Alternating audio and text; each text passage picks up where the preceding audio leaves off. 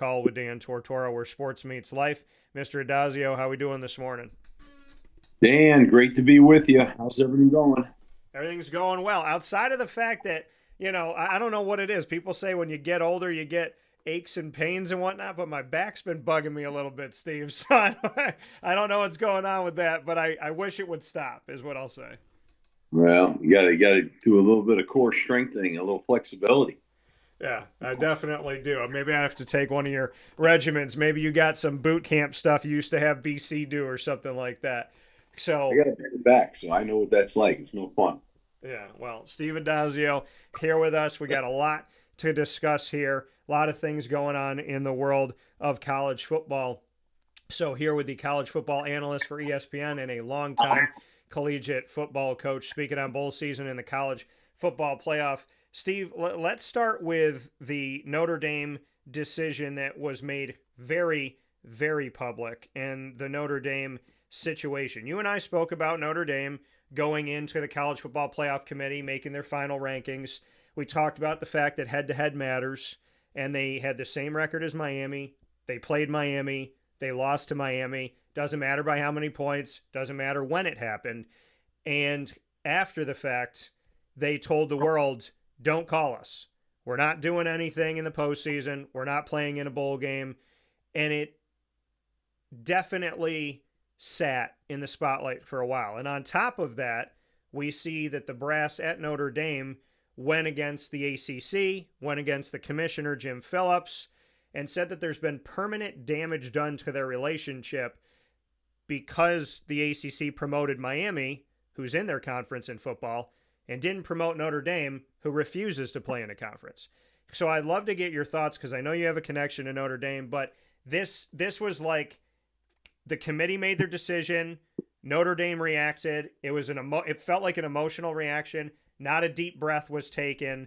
You know how they always tell you to take a step back, and it just went and it went and it went. They said, we're not going to a bowl game. We're mad at the ACC.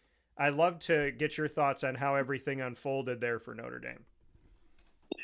Sure. Well, I think you and I talked about this a little bit way back when, but first off, I think I was surprised when Notre Dame was ranked as high as they were when the initial playoff rankings came out, and I didn't understand that then. That was my opinion, and I'm a Notre Dame fan, but I did not understand that.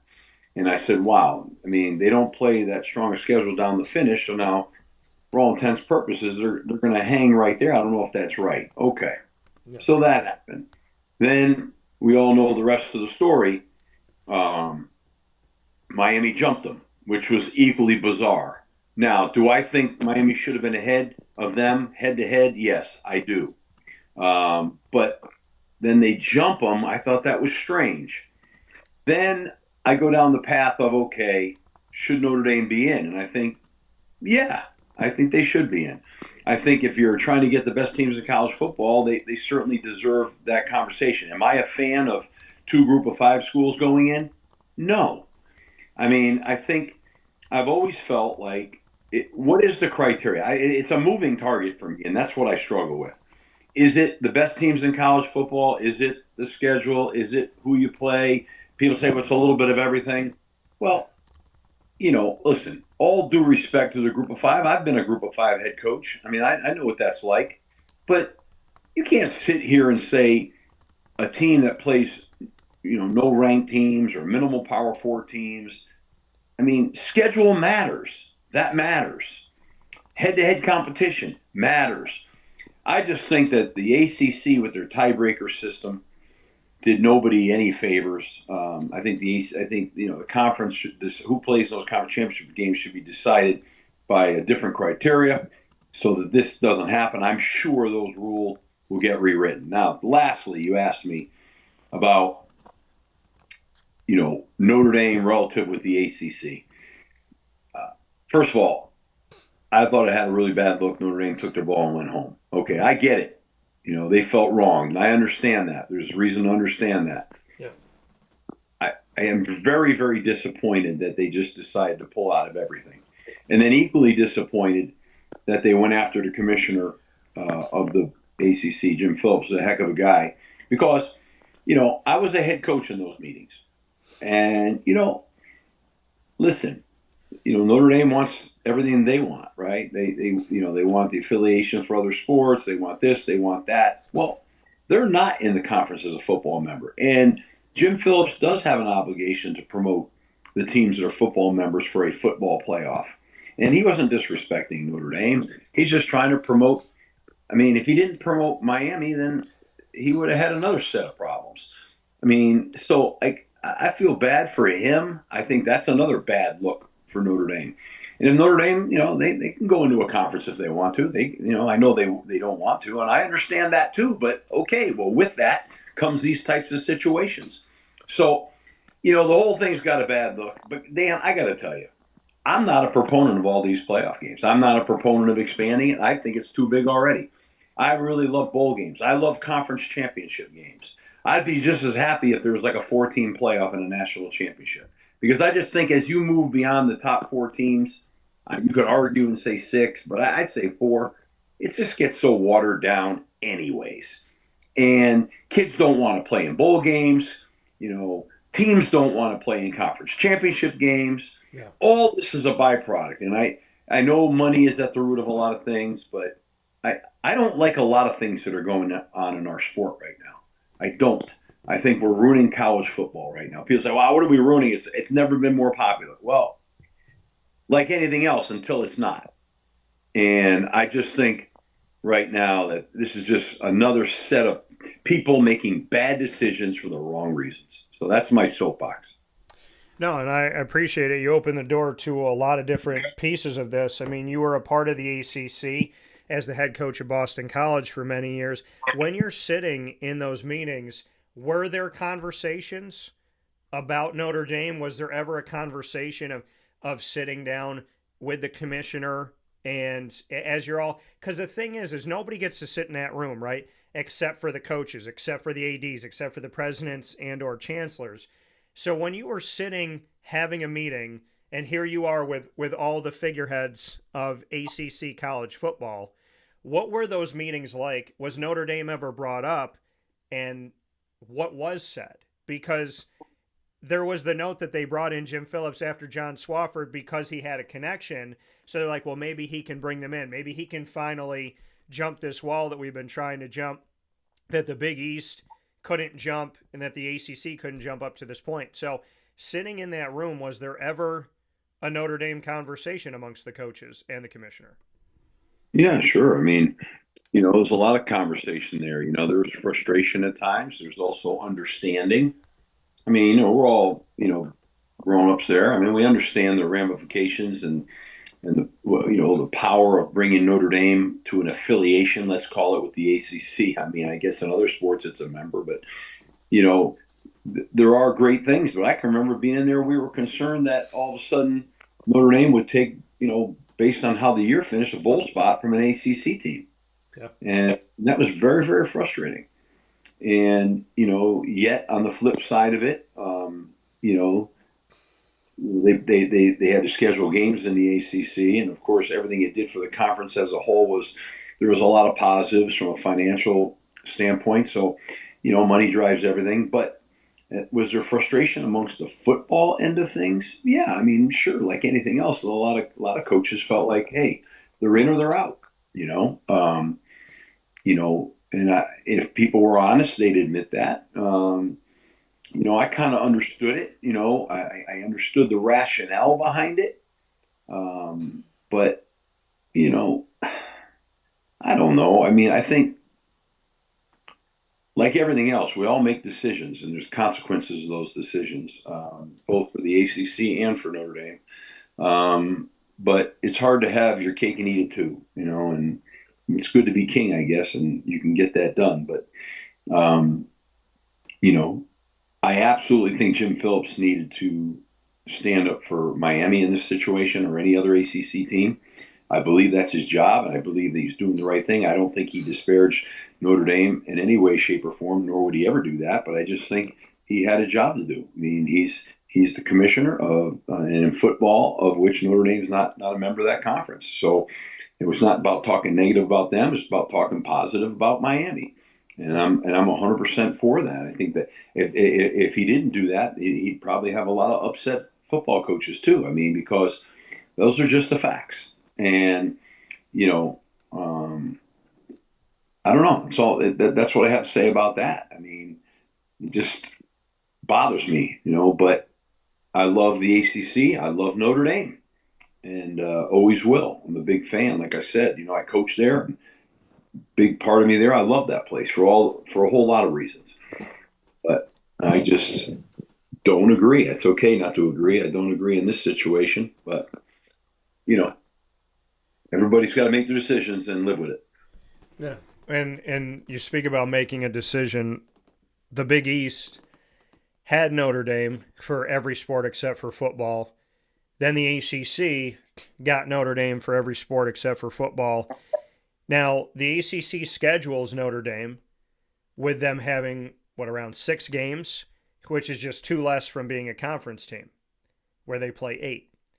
So they're almost playing a full ACC schedule. Like you said, they can take an ACC potential bowl spot, and it's living in this world where Notre Dame gets 100% of their revenue.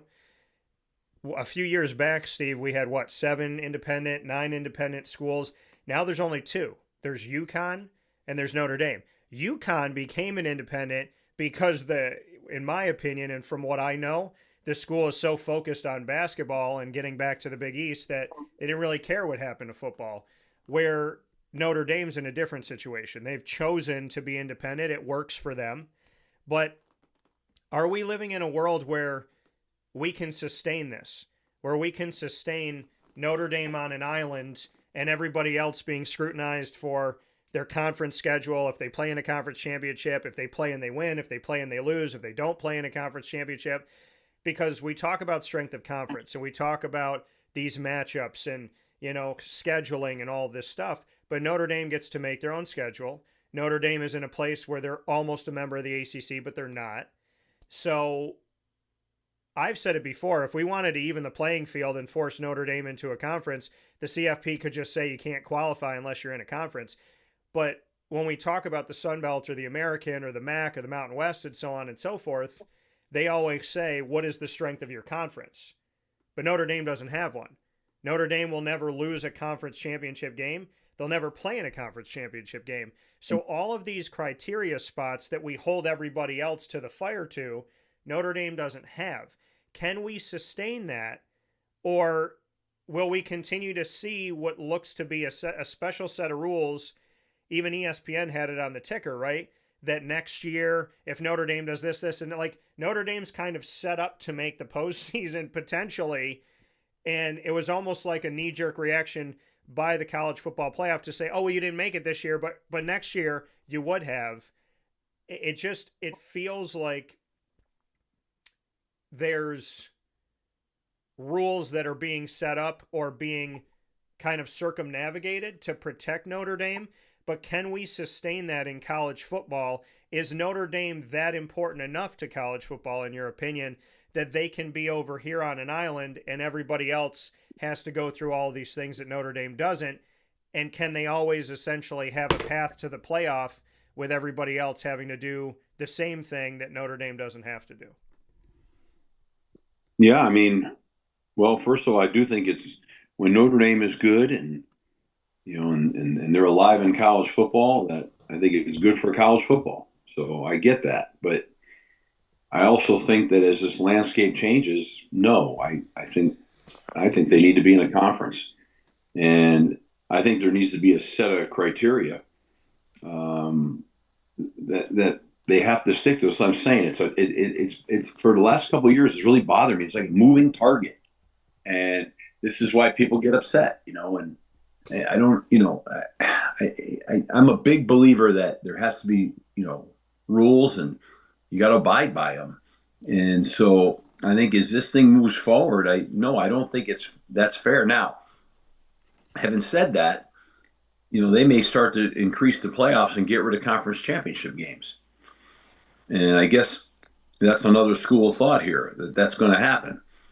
I'm not a proponent of that, but that looks like that will happen. A lot of people I've heard speak up on broadcast that, they think there shouldn't be conference championship games, and they're, so therefore there'd be like, it also would impact rivalry games, honestly. But I'm not in favor of this. I look at, like, nobody even cares about bowl games anymore. Like, all they care about is just like these, playoff games. Like, I don't love this.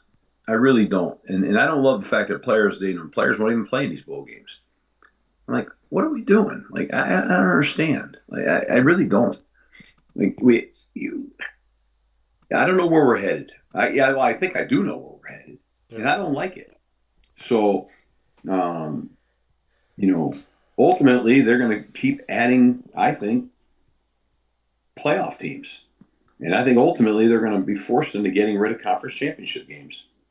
And then will come the next conversation about scheduling. And how do you schedule them? Traditional rivalries that are really tough games may end up going by the wayside because all this money is all going to be centered around making a play. So you hear people say, like, well, we don't care about the conference championship game. We care about the playoffs. Like, wow. I can remember at Florida, going to the SEC championship game, that was everything. And that was such a huge deal. And to think that wouldn't become that relevant anymore, I don't understand that. I think there's something wrong with that. I think, like I said, bowl games were exciting and it's something you fought. We got to get, it was like win the opener, get bowl eligible so you could go to a bowl game, win a conference championship, right? Win the national champ. There was a pecking order of how you set your goals for your program. Yeah. I guess, what's the new goal going to be? Just like, get to the playoffs. Yeah. That's going to be like the new goal now, and I don't know that I'm for that. Well, and you hit on a bunch of different points here. So my question to you is this. When they sit down, College Football Playoff Committee, and they make a decision on what they want to do for the future for 2026 to 2031, if they want to expand, conference championships, we know right now there's 9 FBS conferences. There's technically 10 because the Pac-12 exists. It has 2 teams. They're going to steal most of the Mountain West. And that's going to leave us with the SEC, the ACC, the Big Ten, and the Big 12, which are the autonomy conferences. And then from there, so that's your 4. Then you have the Pac-12 as your 5th, well, not in any order. And then you have the Mountain West, you have Conference USA, you have the American, you have the Sun Belt, and the MAC, if I didn't say the MAC. So you have your 10 conference champions. If you expand it, and like you said, you like conference championships, if you expand the playoff, does every conference champion, should they all get in? Should we have a model that makes championships make sense? You're saying no. So are we just going to do away with conference championships? But then at that point, outside of the autonomy conferences, what does anybody have to play for when it comes to the American or the MAC or so on and so forth? Yeah, I say no, but I agree. I don't think how can anybody think it's fair? Listen, I hope I don't slight anybody because I've been in all these conferences and coached them. I was a head coach in the MAC. Like, you're going to say now a MAC champion should take one of those spots because they won the MAC championship, but their schedule didn't even come close to matching up to, say, whatever, Florida. I know I don't. That's what we have right now. We have a situation where, 2 Group of 5 schools are in the playoffs that probably shouldn't be in the playoffs. That's hard for me to say that, but that's just keeping it real. And so, I don't have all the answers here, and that's why I don't like going deeper down into these paths. If you just kept it the way it was, everybody was, I don't know, you had to stay at 4-team playoff. Everybody could figure out the top 4 teams in America pretty quickly. And if you had disagreement, it was over who was 5th or something. You say, well, it never ends. Well, it gets more watered down if you say who's 18 or who's, it's like, I don't know. This is my issue. I think when you had it where it was, you had conference championships, you had You had great records, you had great bowl games, people could get into bowl games. Bowl games mattered. And then we stumbled into the small playoff deal, which I thought, okay, that extends it a little bit, maybe helps a little clarity, but no, we got to have more, we got to have more, we got to have more, and okay, and here we go down this path. But your question, so an undefeated MAC team would be in, but a 2-loss SEC team is not? So are we then getting the best teams in college football, or are we just trying to have what somebody seems as sort of let's be very equitable here? I mean, I don't know which one it is. I thought it was strength of schedule. I thought it was best in an effort to get the best teams. And then on top of all this, the next conversation is, I've had this before. Who's on the committee? When you start trying to talk about figuring out who are the best football teams, well, then you should have whoever the most football experts are, and they're not media people. Yeah. I mean, I'm one of them now, right? I'm a media person, but what are we talking about here? When you talk about the best teams, you've got to have the skill set. I mean, you've been a Division I college football coach. Your job is about evaluating football teams, players, programs. I mean, that's your expertise. No offense to media people, but they can read stats and they have a viewpoint, but in terms of really assessing who the better football team is, watching tape and understanding that schematically and personnel, that's really hard to do. I know everybody thinks it's not, but it is. So, what is that committee comprised of? And you're making decisions on who the best football teams are. How do you really know that? I listen to a lot of nonsense right now, and I don't say anything. But I mean, I listen to all these great opinions on who should be a next head football coach here, or what program is better than. And I'm like, you don't really know that. What's your experience with that? Being a fan, okay, that's great. I mean, opinions are great. There's nothing wrong with having an opinion.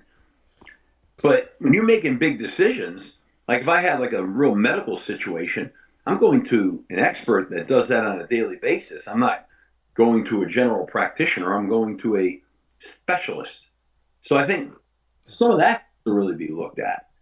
If we're going to start saying that those people are responsible of dictating who the very best teams are, really? When they watch tape, they really know what they're really looking at, from that standpoint? I don't know. That might not be popular to say what I just said, but I'm saying it because I really believe it. Well, like you said, I mean, who's in that room?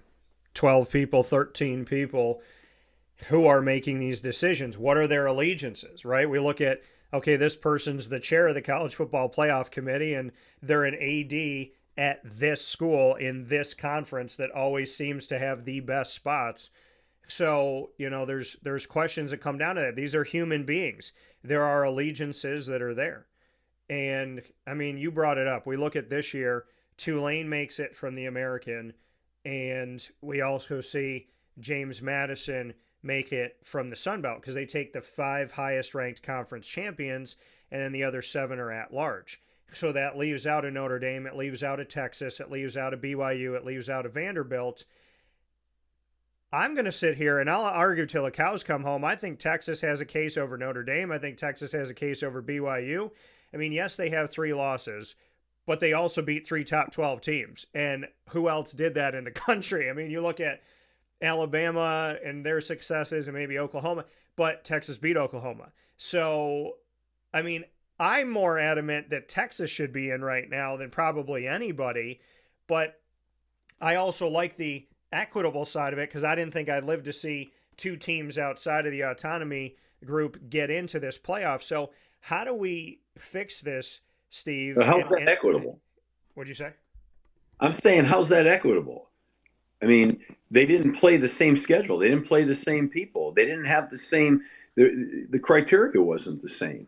I mean, listen, I love for those schools.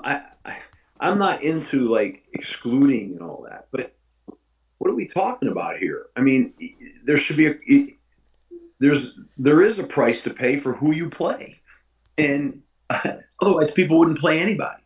And so, but this is all to me another byproduct of having too many teams. I don't think any of these teams should be in. How's that? I don't think they deserve to be in, because I don't think we should be down this path. I think we're just talking about picking a national championship, and it's not a team with 3-4 losses in it.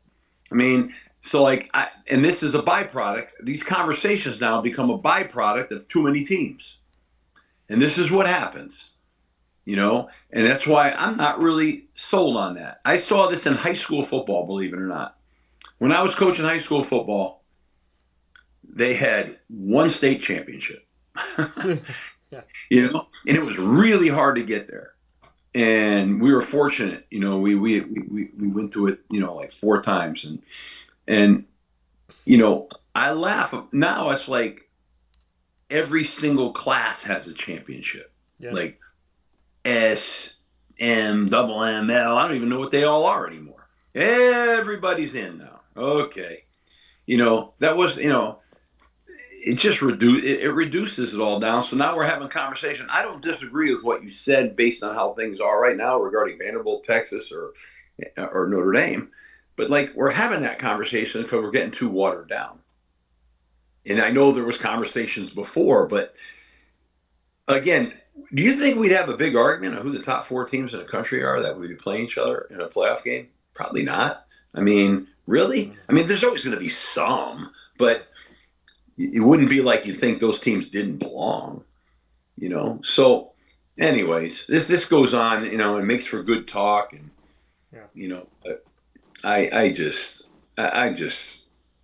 I'm getting a little fed up with the whole thing right now, just a little bit. I mean, all of it, portals and NILs, and what happened to student athletes? What happened to APRs? What happened to it being a privilege, not a right to play college football? What happened to amateurism? What happened to feeling like tremendous pride in your institution because you invested 4 years into that school and it meant the world, and you had your degree from it, and you bled whatever, orange or whatever your school colors were, and you talk to people today that are in their 30s and 40s and 50s and 60s, and the best days of my life are in college, and my experience and the friends that I made and what we sacrificed together. And now we have teams that are new teams every year, and players, they come and they go, and no one talks about education anymore. Nobody. You don't even hear that anymore. Half these schools, the players go to online classes. They don't even go to class, and it's just become some sort of weird professional football. And we already have professional football, and it has all the guide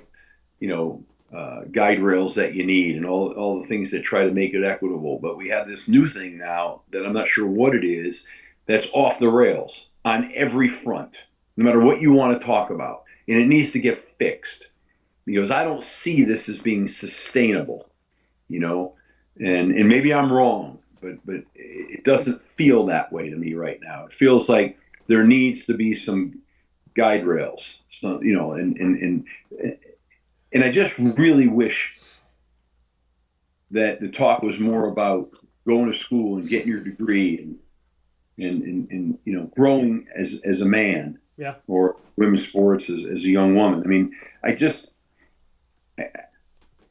something about this bothers me immensely. Are we going to have a bunch of people that come out of school with no degrees now, and we're now paying 17, 18-year-olds millions of dollars, and I don't know. I don't get it. I just don't get it.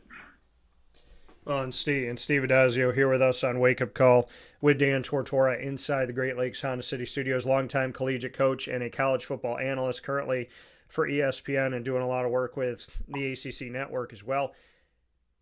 I mean, you bring up multiple great points, and it's everything that I've talked about, written about. And I mean, a few years ago, I wrote an NCAA article, and I ended the article with, if you don't put a fence around the horses, then you're going to be chasing them every single night, trying to get them back to the barn.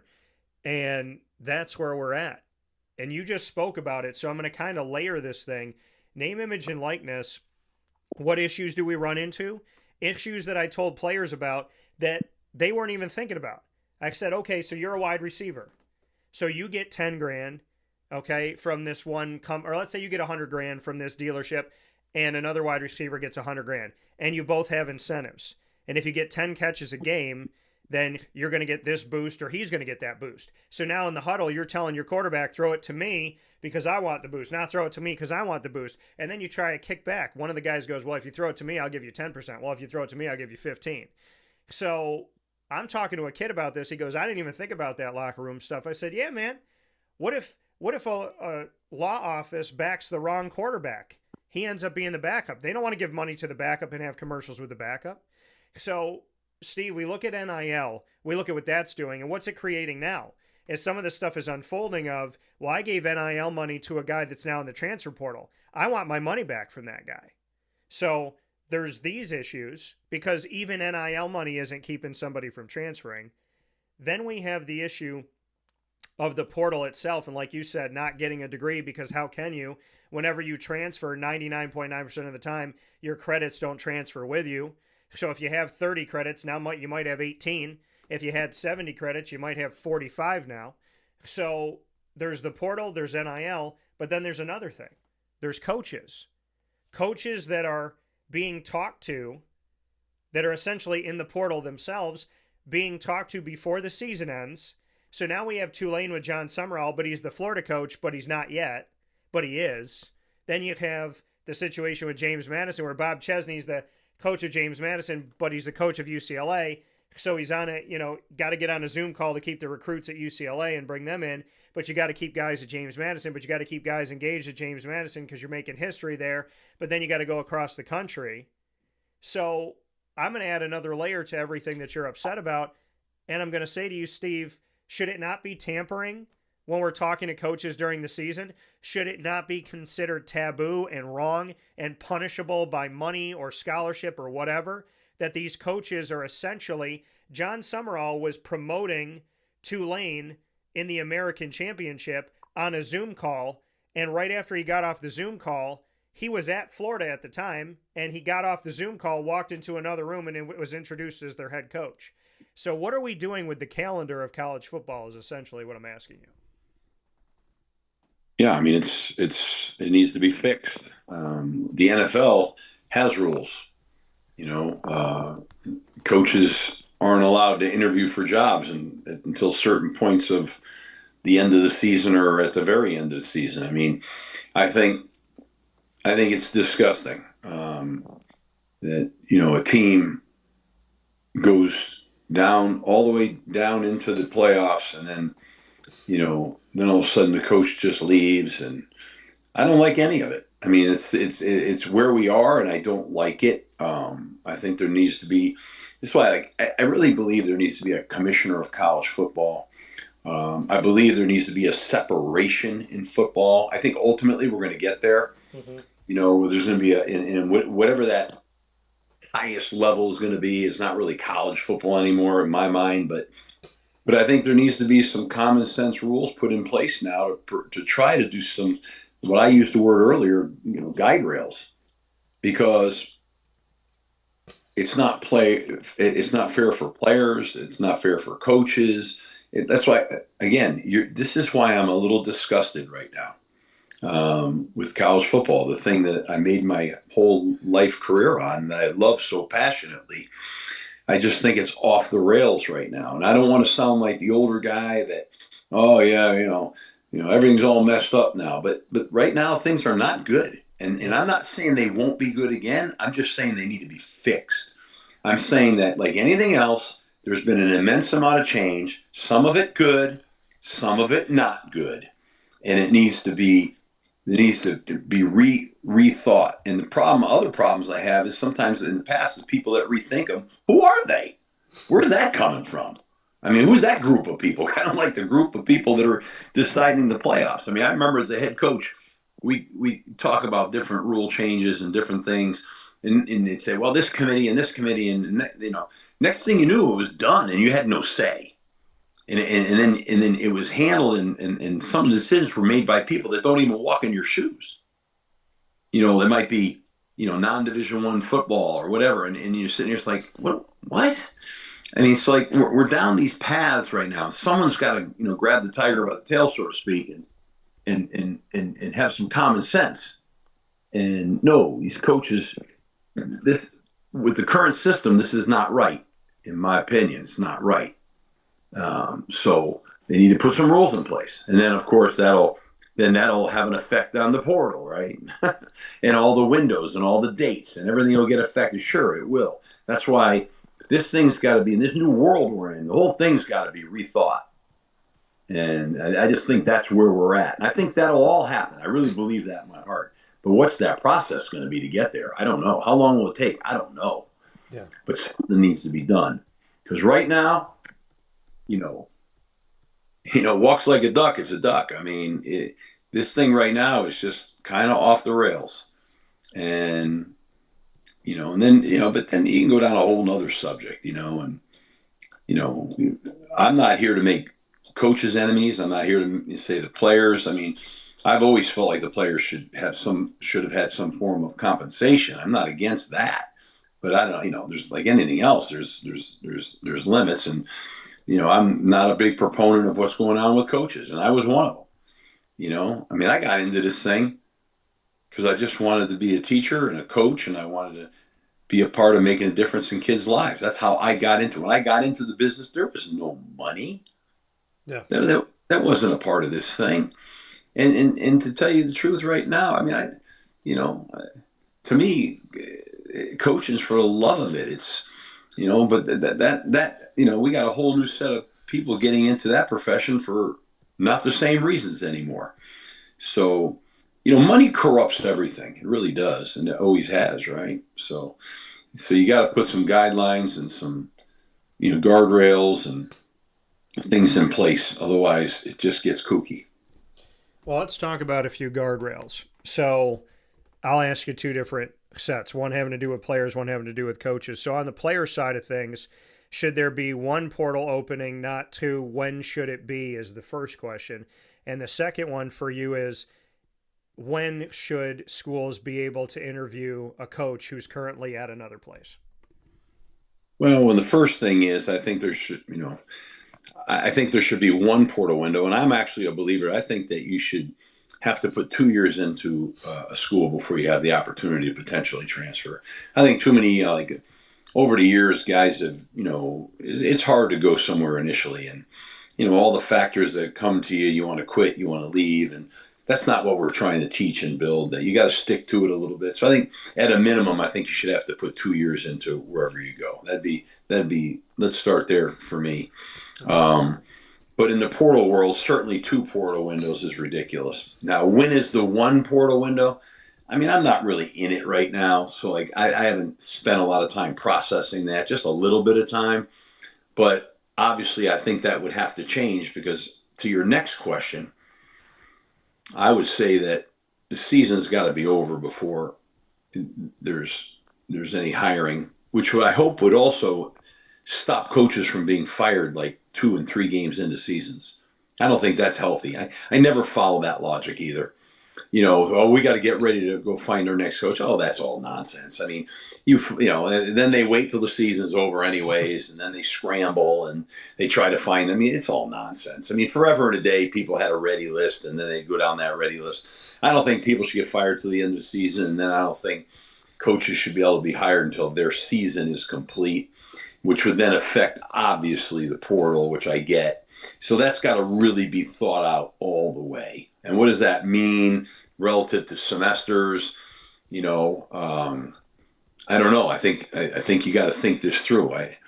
My sense would, my knee-jerk reaction, if you changed all of that, you'd probably have to have a later portal window, which would have to correspond with the school calendars, Yeah. Which would probably push it back into the spring. I'd have to go back and take a look at the numbers of teams in the playoffs and really try to get it. I mean, as it is right now, you realize how crazy this is. That portal window is like what, the 5th to the 15th of January or something. And then all of a sudden you're trying to get a young man or a young lady into school. based on when the spring semester starts for that school. What a craziness. But they're going to visit potentially after school has already started for the spring semester.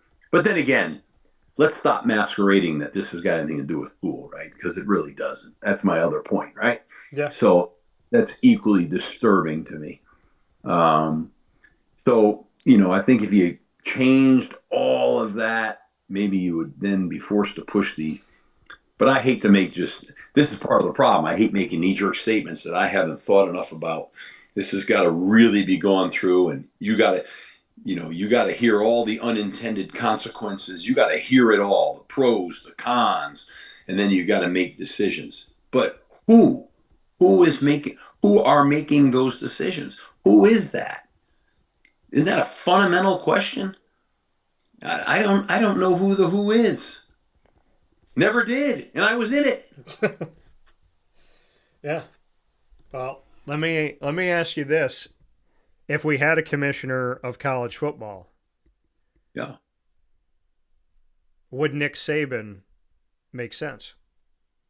I mean that's what everybody talks about. I mean, I've got no axe to grind one way or the other. I think like anything else, I think you get together all the subjects that you think you need to, what does this look like? And then you get a number of people and you interview and you go through a process. And, I think that's, he's certainly a name. I don't know why all of a sudden he got anointed that role, Yeah. but, certainly, a legend, a GOAT, no question about it. Right. I think there's several people that you could interview for that position. But I think that criteria, I think it helps that you have somebody that's been in.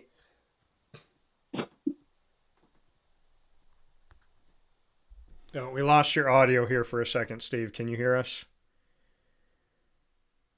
We lost your audio. Let's see if we can get it back. Got you there. Okay. You hear me? Yeah, I can hear you now. Something's making my Zoom go in and out Hey, here. there you go. Go ahead. So you were talking about you didn't know why he was anointed, but he's certainly a name. Oh, we lost his audio again. Now, let's see if we can. There we go. Can you hear us? No, we lost Steve here for a second. Could see you on video. We can't hear Steve. Well, that'd be a mighty big deal, right? There you go. So, okay, so we lost you there for a second. So go ahead with what you were saying about Nick Saban is a name, but not necessarily the only name. Yeah, I'm just saying he's a great name, but there's other great names out there. I mean, everybody gets. Did I lose you again? No, I got you. I mean, yeah. I mean, I think there's a lot of people. I think you have a process. I think you go through a process, and you got to figure that out. Yeah, and I mean, I would look to say even more so than just having a commissioner, to having a committee, and the commissioner having a sounding board, essentially like the president has a cabinet. I would look for the commissioner to have a committee. So let me ask you this, Steve. Does that committee include former coaches? Is this, I mean, I guess the question is who is on the committee? Because you always said who are making these decisions, like these fundamental decisions, who is actually in the room? So if you got to decide it and we have a commissioner, is the commissioner a former coach? Committee for the commissioner, are they comprised of former coaches? Is there anybody in the media that's a part of this? And then I would say this to you. If there's an AD or anybody connected to schools, do they have to be retired? Can they still be tethered to a place? Because right now the College Football Playoff Committee has people that are tethered to a place, which means if you're tethered to a place, then you may have an affinity to that place. You may feel like you owe somebody something. So I guess the question is, who's on this committee? Former coaches and former ADs? Do they have to be former? Is there anybody in the media? How would you comprise that group that's making those decisions so that you make sure that you really have a full scope of what college football is? I mean, I think obviously you got to have, a variety of people in there. I would think that former coaches would be important. Maybe there's got to be an administrator in there. Maybe there's got to be I would think an attorney of some nature would need to be in there, some sort of sports background attorney. You need a legal perspective. You need an administrative perspective. You might need a media perspective, but not like a bunch, just a guy. I'd say I'd err on more coaches than I would anything else, but I want some kind of balance in there. Like anything else, I mean, this is a committee that's going to the decisions that you make affect a lot of pieces here, right? There's an academic calendar. There's just a lot of things that go into that. So I mean, like we're going down a path right now that would require a lot of thought. But yeah, I don't know that I would have current sitting ADs. You never see current sitting coaches. That's hilarious, but you do see ADs. But I would think that I would think people that were prominent in the game, that had vital roles in the game. You got to vet through the whole thing. You want some, like I said, you want some checks and balances in there. Yeah. All of one thing's never good, but in the same breath, I have more coaches than not in there because that's the epicenter of the sport. Yeah. It just is. And then you can figure out what other factors need to be in there. But that's going to be coming to a theater near you and not that distant future would be my guess. Yeah. And I guess the other part of it is, would you look at having, if there's a commissioner of college football and there's a committee, would you look at potentially having a former player or two that's been through the student athlete process? Yeah, maybe one. Yeah. I mean, you can't have a committee of 27 people, but sure. I was thinking about that. Yeah, you probably would, but again, if it's commissioner of football, everything's going to be football based. And I think you want varying perspectives, but you can't turn it into, circus. So I think you got to be pretty careful what you're doing, but you want some checks and balances for sure. Yeah. And you and I have talked about the importance of a coach understanding the ins and outs because you're living it every day. Did you ever get to vote in the coaches poll nationally? I did not. What are your thoughts on the coaches poll? Because there's the AP, right, which is media, and there's the question of who gets in, how do they get in, are they watching all the games, do they have a connection to certain teams or certain conferences, but there's also the question of what coaches are in, and I've talked to a coach that got to vote before, but the validity of the AP poll or the coaches poll, because we know the college football playoff committee does not start voting until early November, and they vote in November to early December. So I guess the next question for you is, what are your thoughts on the AP and the coaches polls, and the fact that you never voted in a coaches poll? Did you feel like, were you sitting there kind of wondering like what coaches get to do this, or how? Because there's a lot of the question of, again, who's in the room, like you've been saying. Who's in the room for the AP? How do you get in? Who's in the room for the coaches poll? Why do they get to decide? I can't remember now, Dan. I probably had some opportunity to, maybe I did for a little bit. I don't even remember, to be honest with you. I always worried about the politicalness of some of these polls and having my name attached to it. What do I think about all these polls? I don't know. I don't know. Probably, I guess they're, I like polls at the end of the year. I don't like polls at the beginning of the year, It's like that's something that's always bothered me. And then again, I still think you go down to the whole thing of like, what are these based on? Yeah. And who are making these decisions, to me, is what goes into the validity of, it's like, I don't have much time left, so I'll be short here. It reminds me, even in high school, back in the day, when you'd vote on all conference teams, I didn't say, what are we talking about right now? But I can remember the politicalness of those things. Like, hey, you vote for my guy, I'll vote for your guy. And just like, I used to laugh to myself. We're all over like a meatball sandwich trying to figure out who the all conference, like, hey, let's not get in the way who are the best players, by the way. I mean, it's like, Yeah. it's just like, I've been turned off forever about all of this stuff. It's like, what goes into all this,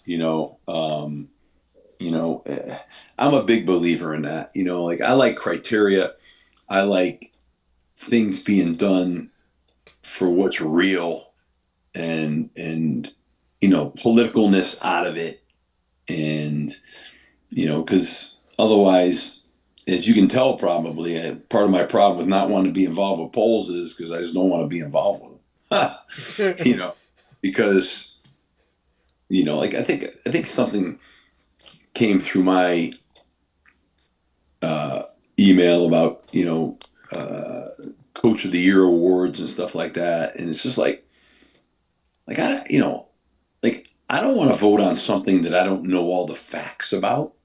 You know what I mean? Like, Yeah. I could just like paint a broad brush and say, oh, like, yeah, how about that guy? Well, that's a buddy of mine over here. And is that really what we're doing? I mean, so I think sometimes with all these things, there needs to be some criteria. There needs to be discussion. It needs to be vetted.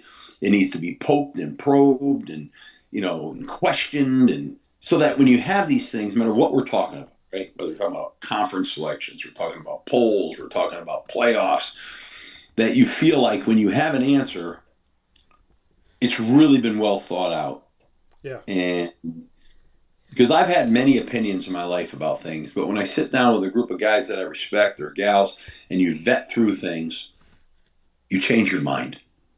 And I think if you have an open mind, you're willing to change your mind based on criteria, based on hearing other points of views. So I just think these things are so subjective, and it bothers me. It really does. And which I'm gonna circle all the way back to our conversation, maybe I don't know how many weeks ago, when I thought Notre Dame was ranked higher than they should have been, and all the ramifications of that led to the discussions we were having earlier today. But like somehow, some way, they kind of ranked Notre Dame, I thought, much higher than they should have been at that point in time. And that led to controversy when really they shouldn't have been ranked there at that point to begin with, but somehow they were. How did that happen? So I don't know. I guess it keeps people on a Monday, conversations, which is kind of fun to do. But in either case, I've got to run. I got an appointment I have to be at. Yeah. But I certainly love being with you, Dan. I love these conversations. I love college football, and it's great, and it'll be greater. But we just have to. I think along with these change requires a few tweaks along the way here. We got to preserve the integrity of this game, and this beautiful sport that we have, and not let it run off the rails. And I think all these conversations are all important. Yeah, well, Steve Addazio, I appreciate your friendship more than anything else. Steve and I will sit on your committee. We'll give you the real deal. So with that being said, Steve, thank you. A Merry early Christmas and a Happy New Year. And my best to your family, your ever-growing family in a positive way. And I'll look forward to talking with you soon. All the best, Dan. Hey, Merry Christmas. I probably won't talk to you before that. Yeah, Merry Christmas. Take care. See you, brother. See you.